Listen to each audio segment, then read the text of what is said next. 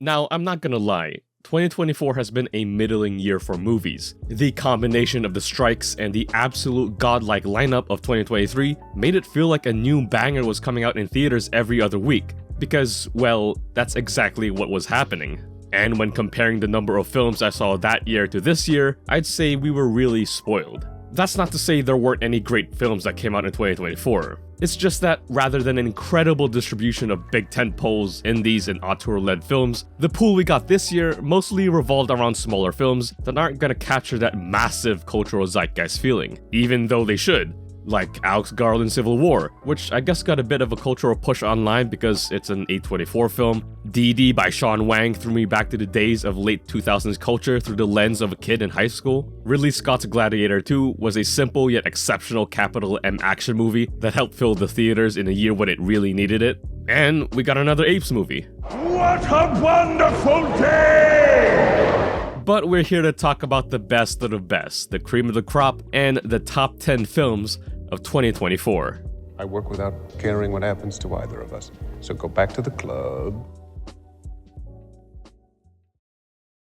We need everyone in togas. Everyone down to the 8th floor now. I'm probably in the minority in putting this up here, but this was a fun retelling of the first SNL episode. Now, SNL isn't my cup of tea, like, at all. But this film was, in a chaotic, mind-numbing way, pretty damn good. It's probably to its benefit that it's not too chaotic, say like Babylon was, but it knows its intensity, and it knows when to pull back from it to let its main characters breathe and build a drama with your classic against-the-clock trope looming over everyone's heads. Also, the movie is in real time, so the film starts 90 minutes before SNL goes live, and the film itself is billed for 90 minutes. It's a cool touch, and it really pushes that time thing into the movie's DNA to dictate the pace. I also very much love how the cast consists of people who are some of Hollywood's young stars, like Gabrielle LaBelle, who I saw in Spielberg's The Fabelmans, Rachel Sennett, who seems to be in every Gen Z-based movie post-pandemic, and Cooper Hoffman, son of Philip Seymour Hoffman. And definitely a lot more, like Greg from Succession. If it is to be said, so it is. Are you all right? If you want to defeat Tedesco... This is a conclave, Aldo. It's not a war. It is a war. And you have to commit to a side. No one leaves the conclave. Building off his critically acclaimed film All Quiet on the Western Front, Edward Berger's follow-up in Conclave serves as the perfect political conspiracy thriller in a year where politics and conspiracies are on the top of people's minds. And I'm totally sure that the release date was a happy coincidence. The overwhelming amount of wins that All Quiet on the Western Front won came from its technicals, and I can honestly say, don't be surprised if this wins a lot of those same categories. Helping the film's prospects this time is its strong cast, consisting of Isabella Rossellini, Stanley Tucci, and one of the all-time GOATs in Ralph Fiennes, who bears the weight of properly managing the selection of a new pope, all the while delivering an Oscar-worthy performance. I wouldn't say it's a slow movie, but rather it takes its time, peeling the layers behind the characters no matter the political stances. With twists, turns, and crucial moral choices around every corner, it successfully earns Berger the title of not a one-hit wonder, which was going around a lot through the 2023 Oscar season. Accusations! These are not accusations. This is false accusation. They can't hurt you if you don't think about them. Jane Schoenbrun's latest film delivers a cathartic drama based around the life of suburban middle schooler Owen in the late 90s, played by Justice Smith. And it's an exceptional coming-of-age, mildly horror film. Through Owen's interest in the late-night TV show The Pink Opaque, it allows him to loosely find who he truly is. Given how incredibly strong the imagery and soundtrack are within the film, it's absolutely in your face about its theme of gender identity. I mean, just look at one of the first few shots of the film. But it kind of works in its favor given how expressionistic the entirety of the film is. Its Kafka-esque story structure reminds me a bit of Orson Welles' The Trial, a crazy comparison I know, but probably more like David Robert Mitchell's Under the Silver Lake, where it's a bit more cheeky when it peels back its layers. And of course, it has those David Lynchian vibes going for it as well. Now obviously Schoenbrun has her own take of that horror drama subgenre, but I'd be lying if those vibes weren't the main reason I wanted to see this in the first place. Nonetheless, it's very punky, it's very euphoric, It's sometimes weird, but it's all worth it for the journey and the story it tells. I think that I like TV shows.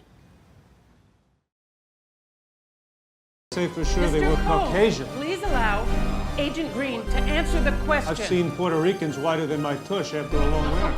Now that makes 2 films in my top 10 that are relevant because of the election, except this one's a lot more in your face about it. It's kind of disappointing that it feels like this one's getting swept under the rug due to the person it's portraying and the current political climate, because it's a damn good and interesting piece on America's soon-to-be, yet again, powerful man. The rise of a young Donald Trump, played by Sebastian Stan, with the help of crook Roy Cohen, played by Jeremy Strong. And while Stan gives an exceptional performance as the Orange Man, it's Strong's performance as Roy Cohen that steals that spotlight.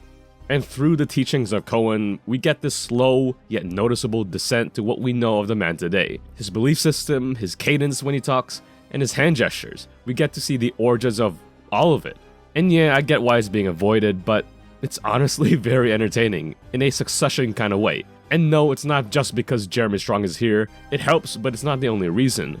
From the comedy, to the script, to the direction, to even the editing. It may come off as a sign to just watch Succession instead, but there's something so real and nightmarish about seeing this run-of-the-mill real estate guy become one of the most powerful people of New York City, especially done in this way. And the film does this in a way where it doesn't sensationalize him, it just kind of lets you observe the progression of his belief system, whether he actually believes it or not. Never, ever, ever admit defeat. You always claim victory. Always. You know, that sounds like the U.S. foreign policy for the past quarter century. Well, unlike that, this actually works. And I won a lot, Tony. I won a lot, and even when they said I didn't, I still turned it into a win, and that was the difference.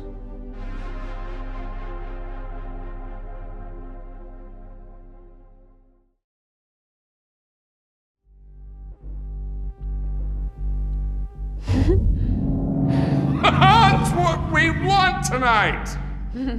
Pretty girls should always smile! Coralie Farjat's second feature film feels like a breakout moment for the French director. Centered around Demi Moore's Elizabeth and her fading stardom, she uses The Substance to help calm her anxieties in regards to her place in Hollywood, her appearance, and her age.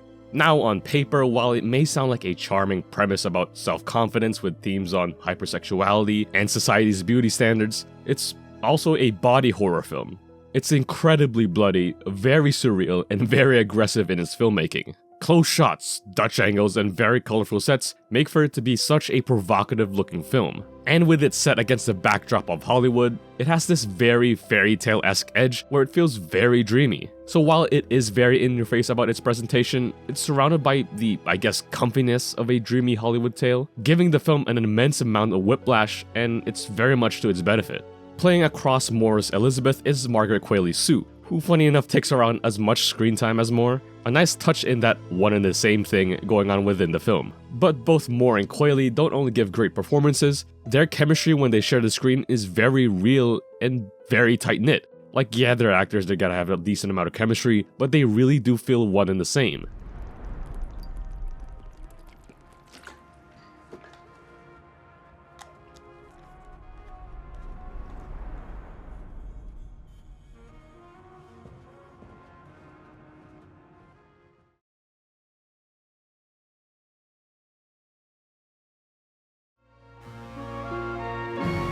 The mask is mine. I'm keeping it. I've always liked that mask. Brilliant mask. A late addition to my personal list is Aaron Schoenberg's A Different Man. Centered around Sebastian Stan's Edward, the film's simple theme of identity and agency and comfortability with oneself really hooks you into the film's much more stronger protagonist and world. I'm not saying it's a one-to-one to any of these films, but the atmosphere feels so gritty that it reminds me of both the 1967 thriller Le Samurai and Scorsese's Taxi Driver. That's not to say it's just an extremely cold drama about a loner that holds the audience at an arm's length, which it is at times, but it's also kind of bonkers or surreal. Of course, pointing to the Elephant Man comparisons, which is to its benefit, considering you're following this guy for a solid 2 hours where he stumbles at life as he tries to reckon why me due to his physical appearance. Which of course, it isn't because of his appearance. Put your lips together and go! I can't drive that well either.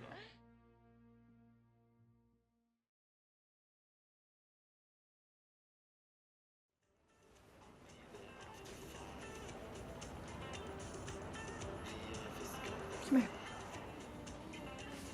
Which one of us? What an absolute banger. I'd gotten used to Guadagnino's very much reserved and voyeuristic filmmaking, but this fairly bouncy drama has shown me he is much more than fleeting shots of people being intimate. Centered around a love triangle between tennis players that spans years, and yes, an actual love triangle, Luca Guadagnino delivers a much more intense perspective on power, passion, and connection than his filmography suggests. Fueled by the performances of Josh O'Connor, Mike Feist, and Zendaya, all three deliver in the much-needed chemistry department for such a drama-filled film about tennis, where it's both about the actual sport and the juxtaposition of the sport on their dynamics. Matching their absurd intensity is an equally intense score by Trent Reznor and Atticus Ross, which is absolutely the best score all year round. And again, unlike his past films, it's very, very fun and lighthearted. I really do have to give props to him given how much of a tonal shift it is from his previous films, and if the synopsis of his next film is to go off of, I have no doubt in my mind that he's gonna deliver an exceptional drama no matter his approach. What do you think? How fucking dare you? Jesus Christ. You want my best piece of advice for you? You want me to coach you? Okay, quit.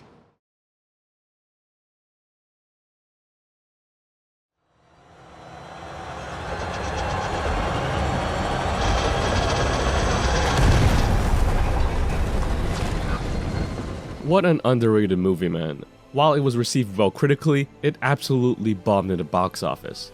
It's sad because this is such a great legacy prequel headed by Anya Taylor-Joy, who gives an equally cold and menacing performance to Charlize Theron's Furiosa from the 2015 film. It's so good, in fact, that I'd probably say I like this more than Fury Road, because it's much more rich in the character department beyond just its core players. Opposite Furiosa is Dementis, played by Chris Hemsworth, who gives such a brash and loud performance. It's probably my favorite of his in his very limited career, and the aggressive, cutthroat performances are warranted given the equally aggressive and cutthroat action. While giving a much more different and smoother feeling than Fury Road, I don't feel as if it degrades the action sequences. The contrasting colors are still pumped through the roof, there's dirt and grime on every corner of the set, and it's still very much unapologetic about it. It's the type of film that should have made bank at the box office and developed a small yet vocal community of Mad Max heads, but sadly it didn't. And that's just really disappointing for such a great film.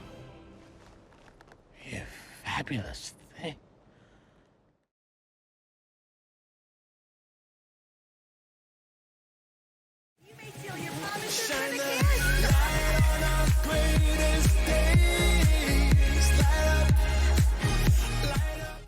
The 2024 Palme d'Or winner being up high shouldn't be too much of a surprise, but my god, what a fantastic film. Sean Baker's latest entry to his filmography takes a modern approach to the Cinderella-esque tale. Ani, a Brooklyn-based exotic dancer, gets tangled and falls for the ever-so-expressive Yvonne, and their happy ever-after fairy tale gets threatened when Yvonne's family finds out. This could have been a very sad and disappointing film about connection and full relationships, which it definitely is, but it knows when to pull those punches, to make the drop from the highs feel much more cathartic. There's a great deal amount of comedy infused throughout the film, and at times, a lot of it is very absurd. When I caught this at TIFF, the post-film discussion among the streets centered around a 20-ish minute sequence in the middle of the film that feels just very much out of this world. A very Three Stooges inspired sequence that just makes the drama much more effective. You know, the whole comedies are the best dramas, and vice versa. But how could I be blind but to mention our lead in Mikey Madison? She puts the entirety of the film on her shoulders, and it's a story that definitely needs a strong actress to lead in. She commands the room beyond her brightly red scarf that makes everything work. It isn't a technical marvel or a grandiose political epic, it's an earnest film that's very charismatic, fueled by confidence and charisma, and drawn back by its insecurities. And can you keep calling him, please? Oh, brother! Oh my god, he's got me! Jesus fucking Christ! Do you understand that my wife has to drive this car tomorrow? Do you? How am I gonna get rid of this smell, huh?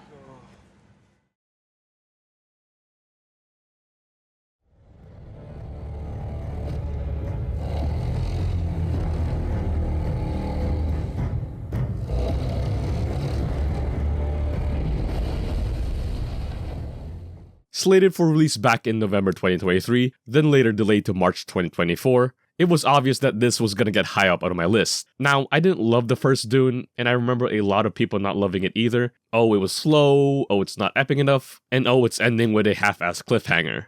But my god, did that Quebecer slap everyone in the face and put it all out in the second film. Dune Part 2 feels like that once-in-a-generation film. It not only looks and sounds better than the first film, but the story moves with a lot more haste and with a lot more urgency. Everyone's not just this super serious, super rule with an iron fist types. They got movement, they got emotions, there's developments, archetypes, and dynamics that's clearly seen and woven through the film's larger narrative. It's everything I wanted from the first Dune, and then some. And with such a stacked cast, it's everything I ever wanted from this Star Wars level franchise. I mean Timothée Chalamet as the lead, Denis Villeneuve in the director's chair, Greg Fraser as the DP, Hans Zimmer as the composer. Like, come on! The film had sky-high expectations going into it, and it passed every metric with flying colors.